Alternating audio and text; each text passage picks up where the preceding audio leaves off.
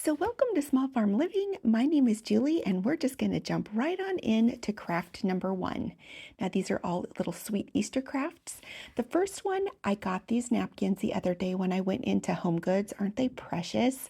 My sister gave me a gift card for my birthday, and when I went in there, instead of, finding something for me, I just kind of thought, let's just find some things for crafting, then I can share it all with you. So I found this beautiful little bunny print and then this beautiful lavender print, and I'm going to use the two of these together in this little craft that I'm doing. Now, this is another piece of scrapped wood. I use these a lot. We had several pieces cut off from a project that we did, and I saved them all, and they've all come in very handy. So I'm just going to squeeze a whole bunch of white craft paint on here, and I am going to paint the entire base white. I went and took the hair dryer to it, and now it is all dry. And I learned my lesson from last time I decoupaged. I like the white background first. So what we're going to do is we're going to put some of this lavender down on the base. And this is a 2-ply napkin, and thankfully these ones came apart pretty easily. So I separated the two sheets.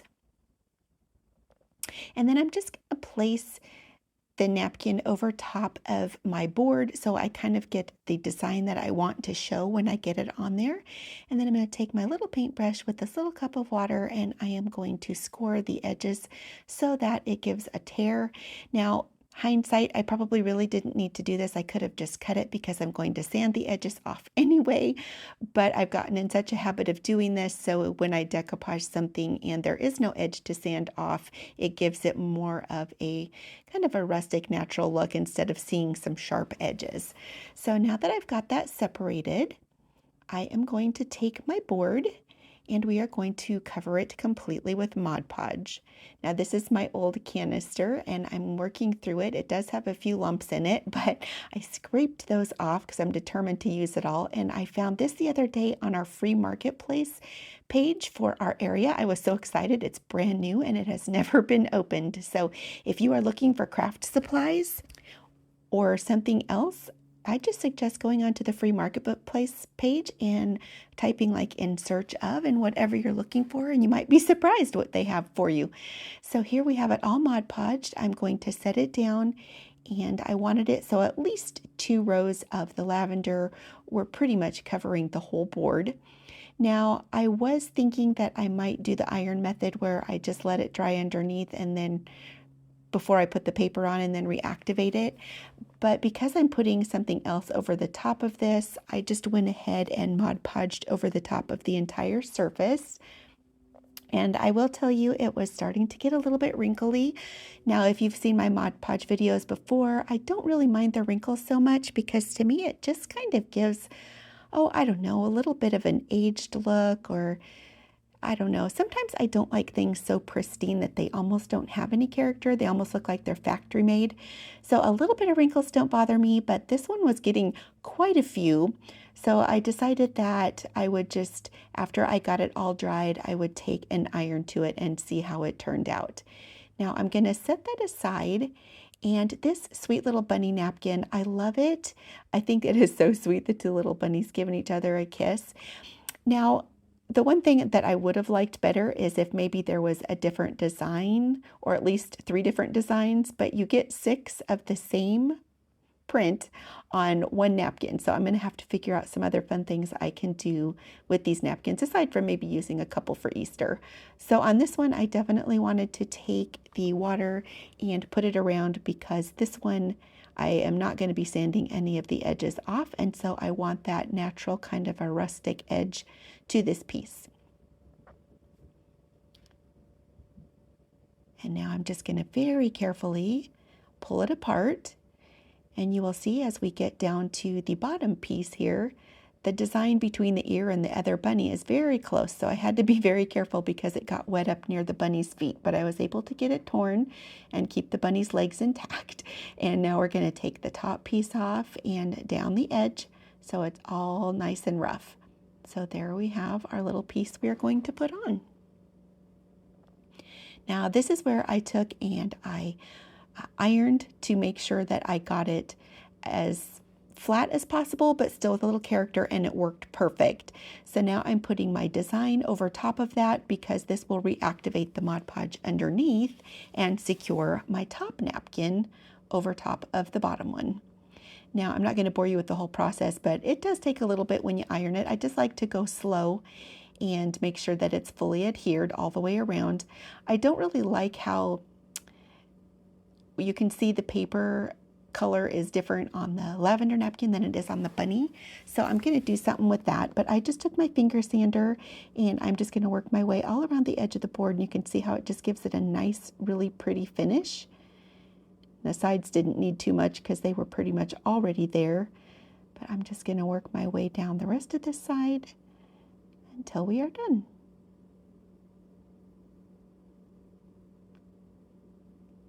And I'm looking it over and it seems to be secured pretty good, so I'm going to put a top layer of Mod Podge on here. Now I will tell you just the differences in the type of materials that the napkins were made with. I found that the bunny one wrinkled way more, and I zoomed in here so you could see how wrinkly this actually was. But I just kind of did the same concept.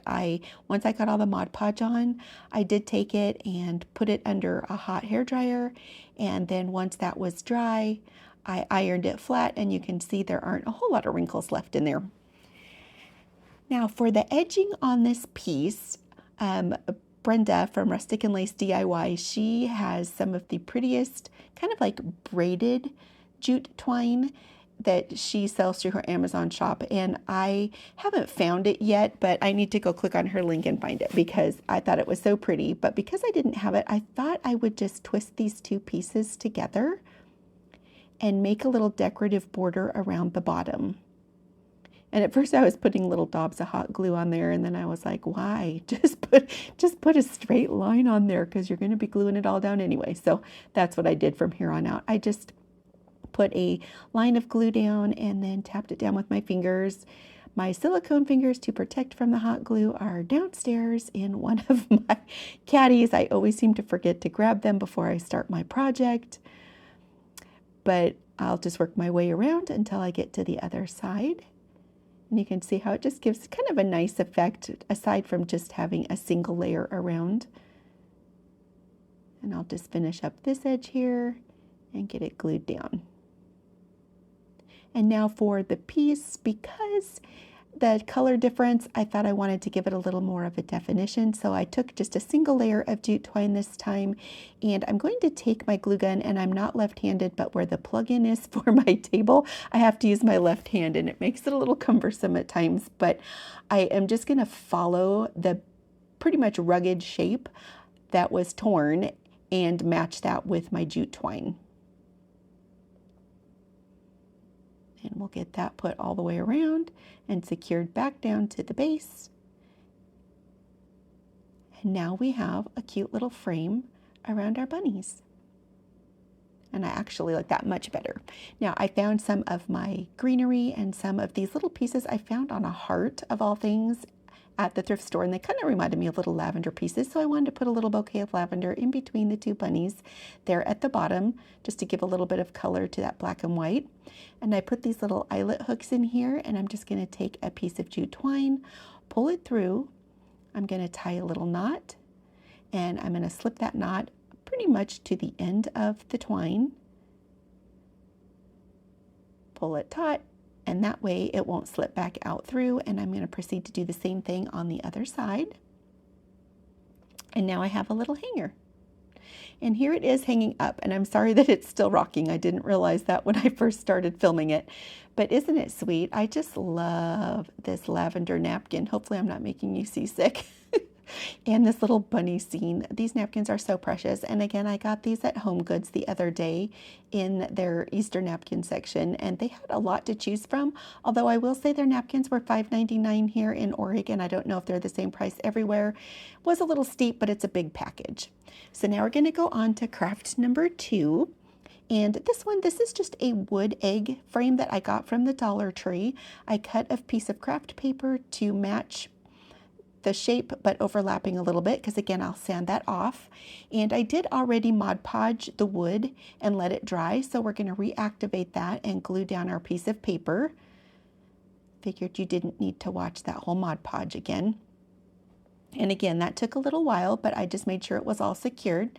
I'm going to take my little finger sander again, and I'm going to go around the edges and clean that all up so it becomes flush with the edge. And if you are interested in any of the products that I use, I do have links to quite a few of them down in my description below. And just so you know, if you do make a purchase through clicking on one of those links, I do get a small credit for my shop, or for my page, which really helps me out a lot. And also, if you're doing any other shopping on Amazon, as long as you put it in your cart from going into Amazon through one of my links, I will get a small credit for that as well. It's just one way you can help my channel if you would like to do that. Now, I got these cute little bunnies at the Dollar Tree, and I wasn't quite sure what I was going to do with them, but I found if you kind of tuck them like nose to the back end like this, you can actually make a full wreath with these, and I thought it was really cute. So that's what I did here. And I'm just going to take my tacky glue, and I'm going to try to very carefully tack them down the way they are. And I wanted to use the tacky glue because the way they have to snug into each other, if I used the hot glue, there would be absolutely zero flexibility once I stuck it down. And at least with the tacky glue, I can flex them a little bit as I'm making my wreath. So now that I have that all glued down, I was a little bit disappointed because my wreath got a little off to one side versus the other, but overall it wasn't horrible. So these are just little sticks that I gathered in our wooded section outside, and they have fully dried, and I cut them down so that I could make a little wooden cross in the center. So I'm just going to get that glued down.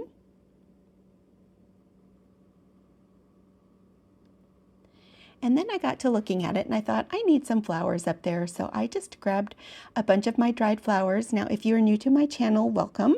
And for those of you who've been here before who maybe haven't heard me say, I have a small flower and vegetable farm where I grow all kinds of flowers for fresh bouquets and for drying, as well as veggies. And so these are some that I grew and dried last year, and I like to use them in some of my crafting. So you will see some videos coming up that are gardening related because I do both garden and canning, preserving, and crafting videos. So if it's not your thing, just skip it and more crafting videos will be coming your way.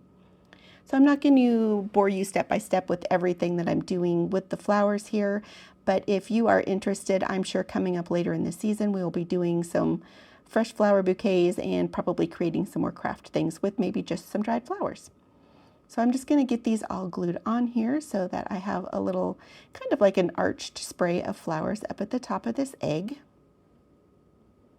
And these little ball flowers are called Gomphrena.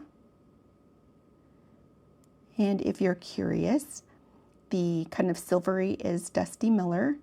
And then the flowers that you can see off to that I just touched there, that is Yarrow. Now this is also Dusty Miller. These are the very center of the Dusty Miller, and they kind of have a little bit different shape than the larger ones, which I like to use these as well because it just gives another like depth perception and dimension to the little flowers. So now what I'm going to do is I'm going to glue just one of the kind of like Jenga towering blocks that I bought at the Dollar Tree onto the back of this. It's made to stand up, but you know, if it sits on a table or anything else and you slightly bump it, these things fall over very easily. So I'm just going to glue this onto the back so that it'll give it a little bit more stability. I'm not going to paint it or do anything like that because it's going to be on the back side. And here is the finished product. Now again, I would have preferred that my bunnies were a little bit more centered. I tried so hard, but it was really difficult. But let me know what you think of it. I love the dried flowers. Of course, I'm a flower girl. You'll probably hear me say that more times than not. But now we're going to move on to our third and final craft for today. And we are going to be making a little black sheep on this frame. Now I got this at the Dollar Tree, so I'm going to get the paper off of this. And the first thing that I was going to do was, you know how you normally just slip these off to the sides and you can pull the back off? Not this one. I do not know whoever designed this for Dollar Tree was thinking, but those little things were screwed in. So I literally had to get my screwdriver and unscrew each one of those and take them out before I could even get the back off of this. And there's no way to access it from the front either. So anyway, that was all I had to do. So now these are the ears for the sheep, and how I made those is I just used the rounded end of a large popsicle stick and then just kind of cut the shape out that way. And these do break down the center very easily, so you have to be careful when you're using those, but I just went really slow with my scissors. Now this little tiny popsicle stick I'm going to use for the legs. So this is going to be his head, and then I just need to make some legs, kind of eyeball the size that I'm going to do, and I'm going to use each end of the popsicle stick because I just want the bottom of his feet to be rounded, even though you won't see them a whole lot when I get done. Now I'm going to paint everything black. So his face is going to be black, his little ears are going to be black, and his little feet are going to be black. And now that I've made a complete mess, I will set this aside so we can let it dry and move these pieces so we can work on these next. And now this paper I got at the Dollar Tree. I think it's in their peel and stick section, but I'm not going to peel it. I'm just going to cut out the shape that I want, kind of wanting it to sit in my picture design that way. So as you can see, all those little pieces off on the right there, yep, those are all the ones I had to take off in order to get the pieces out. And so I took the piece of paper that was in there, used that as the template over what I wanted to show in the picture frame, although you'll see in the end that all of it doesn't show because the little black sheep takes up most of the picture, but that's okay. I got the frame I got the paper how I wanted it, and I got it tucked back in there. And then because I didn't want the glass to get damaged, because who knows what I'm going to do in the future, I just tucked that back behind the paper and then put the back on, and then proceeded to screw all those ridiculous little pieces back in so that it would hold the back into place. So now that that's done, this Fabri-Tac glue or super glue I'm going to be using around the edge of this little doily, and I find these little doilies all the time at my thrift store, and I have so many of them that I just like to use some of them for crafting. So very carefully, without getting glue all over myself, I'm going to flip this over and set this down into my picture frame and tap it down. And this stuff does dry pretty quickly. And now we are going to work on my little sheep space. Now I'm just going to take my little hand sander again or finger sander, and I'm going to rough the edges up so it gives a little bit of character to the face of this little guy or girl. And I'm going to put it down onto my doily, and I'm not going to glue it down yet because I kind of want to get an idea of where I want it to sit. And once I got the legs, I realized that that was too high, and so I moved it down just a little bit. And then I started to glue it all down in place, and then I just used hot glue on this. And I got his face down. And then with the ears, I wanted to glue them up to the side and kind of matching the curve of that piece of wood. And so I got each of his ears glued on. And then his little feet glued on. And already I think he's so cute. Now I've seen these on Pinterest before and always thought that I wanted to make these, but just never had done it before. And then this is a piece of greenery. I have used this before in my crafts. I got it at the thrift store. It was a big garland. I'm sure it came from Hobby Lobby, but I have just enjoyed deconstructing this thing and using it over and over again. And I just wanted to make some grass down at the bottom. So it's like he's standing out in some grass. I put a piece sideways just to kind of give coverage to the little stems that were down at the bottom there. And then these little flowers I found at the dollar store the other day, and I'm just going to cut them off so I have little tiny stems, and then I'm going to glue them in little bunches of 3 on each side and in the center. And there we have it. So I'm going to put his face on. Now, the pictures on Pinterest, they only have eyes.